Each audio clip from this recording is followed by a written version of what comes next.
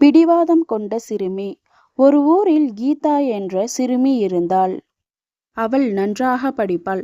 அவளிடம் கொடுக்கும் வேலைகளை சரியாக செய்து முடிக்கும் திறமைசாலி ஆவாள்.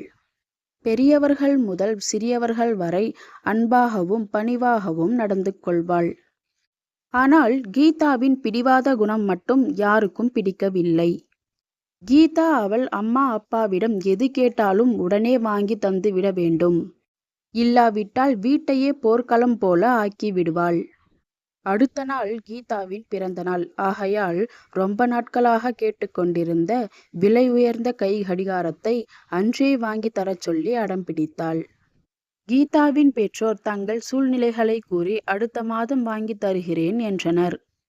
அதெல்லாம் முடியாது. நான் பள்ளிக்கூடத்திற்கு சென்று வீட்டிற்கு வரும்பொழுது கை கடிகாரம் இருக்க வேண்டும். இல்லையென்றால் நடப்பதே வேறு என்று சொல்லிவிட்டு கிளம்பினாள். கீதாவின் பெற்றோர் என்ன செய்வதென்று தெரியாமல் விழித்தனர். பள்ளி முடிந்ததும் கீதா வீட்டிற்கு வந்து கொண்டிருந்தாள். அப்பொழுது திடீரென்று மழை பெய்ய தொடங்கியது. உடனே பக்கத்தில் இருந்த குடிசையோரத்தில் ஒதுங்கி நின்றாள். அப்பொழுது அந்த வீட்டிற்குள் இருந்து வந்த சத்தத்தை கேட்டாள். அப்பா, உங்க கால் ரொம்ப அடிபட்டு இருக்கு.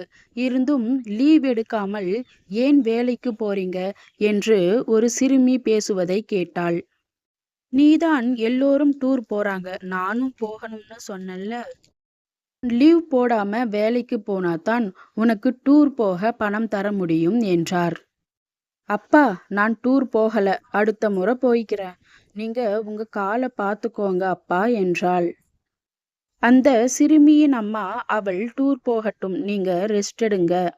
ஒரு பெரிய வீட்ல வேலை இருக்குதாம், நான் வேலைக்கு போறேன். அவள் டூர் போகவும் உங்கள் கால் வைத்தியம் பார்க்கவும் அந்த பணம் சரியாக இருக்கும் என்றாள். ஒரு சிறுமி தன் அப்பாவின் கஷ்டத்தை புரிந்து கொண்டு விட்டு கொடுக்கிறாள். அவள் அம்மாவும் குடும்பத்திற்காக வேலைக்கு செல்கின்றாள். அதை பார்த்த கீதா தன் தவறினை உணர்ந்தாள். இனி நானும் என் அப்பா அம்மாவிற்கு தொந்தரவு கொடுக்க கூடாது என்று நினைத்தாள். கீதா வீட்டிற்கு வந்ததும் பெற்றோர்கள் கீதா என்று அவர்கள் வாயெடுக்க, அப்பா, கை கடிகாரம் இப்ப இல்லைன்னா என்ன, அடுத்த பிறந்த நாளைக்கு வாங்கித்தாங்க என்று கூறினாள். கீதா பேசியதை கேட்டு வியப்படைந்தனர் அவளது பெற்றோர்.